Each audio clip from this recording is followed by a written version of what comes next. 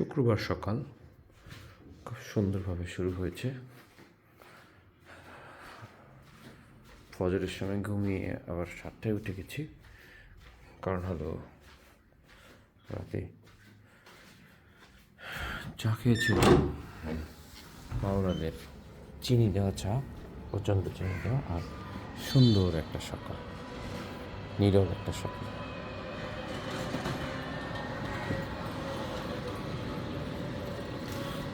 মুখ দিয়ে ধোঁয়া বেরোচ্ছে, ঠান্ডা হাওয়া বেরোচ্ছে। কেউ না উঠলে আমি সময় মতো ঠিকই উঠে যাই।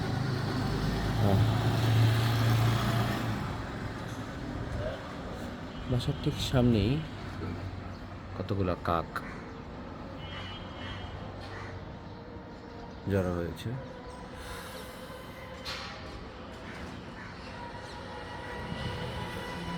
মজার ধোঁয়া বেরোচ্ছে, মজা করে ধোঁয়া বেরোচ্ছে।